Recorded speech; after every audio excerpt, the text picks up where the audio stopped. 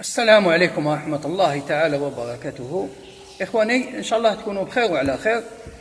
راح نتكلموا على القضية نتاع يوسف عطال، لاعب دولي الجزائري الظهير الأيمن، لاعب الخالوق. كان تعرض هذه الأيام إلى حملة في فرنسا من طرف مير أو رئيس بلدية نيس، ومن الصحافة الفرنسية ومن جمعيات يهودية في مدينة نيس. تعرض الحملة حملة كبيرة.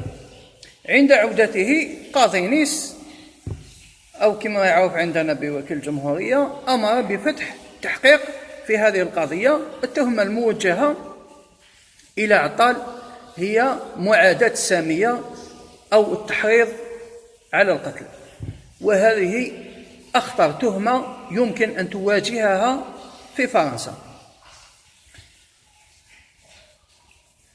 وش كاين في هذه القضية؟ نمد رايي أنايا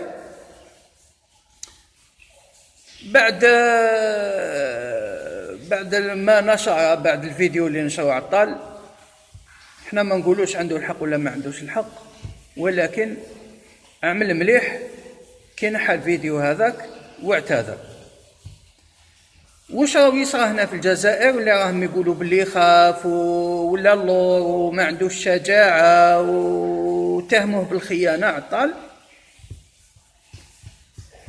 كذلك بعض الجزائريين راهم يهضروا على الدولة الجزائرية، الصحافة الوطنية، الاتحادية الجزائرية، علاه ما دارتش منشور ولا دارت بيان ولا توقف فيه مع عطال. إخواني، لازم نعرفوا باللي عطال راهو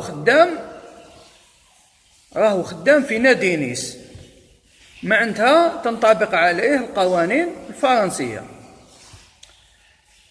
في فرنسا كاين لوبي معادي للجزائر، كاين لوبي عنصري تاع حزب لو بان، وكاين جمعيات كثيرة تشكل لوبي معادي للجزائر. ما يهمهاش المصالح الفرنسية ولا أي أمور أخرى، يهمها معاداة العنصرية، معاداة الجزائر.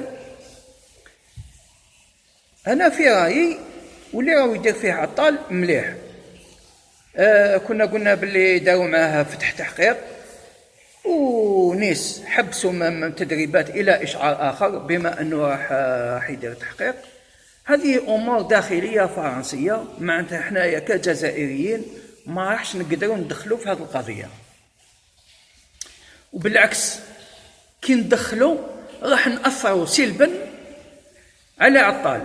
مثلا لو كان الاتحادية دير بيان، مثلا لو كان يديروا ضجة في الصحافة الجزائرية، مثلا أي تدخل من الدولة راح يولي بالسلب، راح يعود بالسلب على يوسف عطال. يعني أكبر حاجة لازم نديروها ولا لازم نديروها إحنا كجزائريين هو السكوت وعدم إثارة الضجة، لأن الضجة ما تفيدش. إحنا في وسائل التواصل الاجتماعي أو في الصحافة حتى هما ما يفهموناش. إحنا نتكلموا بالعربية وهما بالفرنسية، الميساج تاعنا ما راحش يلحقهم. إحنا كي نديروا مسيرات ولا نديروا تنديد ولا، إحنا رانا في دولة وهما في دولة، ما تأثرش عليهم. لو كان عطال جاي يلعب هنا في الجزائر وكش ما داروا له، نديروا مسيرات، نديروا وسائل التواصل الاجتماعي، نضغطوا بالصحافة، نضغطوا باش الدولة تاعنا تسمح له. ولكن حنايا رانا هنا كيفاش راح نأثروا على الدولة الفرنسية ولا على الجمعيات اليهودية اللي راهم يطالبوا بالمعاقبة تاعو ويدخلوه للحبس، ولا على اللوبي العنصري تاع لو بان وجماعة اليمين المتطرف، وحنايا ولا الدولة الفرنسية منايا حنا واش راح نديروا له؟ بالعكس هذا هما سواء القضاء ولا الجمعيات اليهودية ولا اللوبي اللي يكره الجزائر، تجيه شغل استفزاز. كل ما حنايا نطالبوا وحنا نزيدوا وحنا نديروا الضجة، كل ما هما يعبزوا عليه، كل ما هما يعبزوا على عطال بيكون معاه.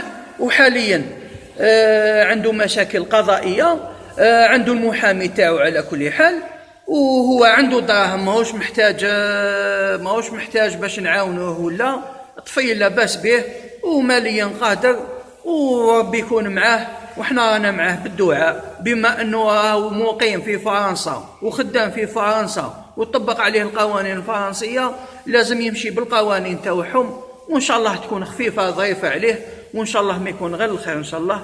وهذه هي خوتي، ربي يكون معاه وادعوا له، ادعوا له ربي يسلكوا ان شاء الله، ولازم يخرج من فرنسا كيف ريها. هذه هي خوتي، السلام عليكم ورحمه الله تعالى وبركاته.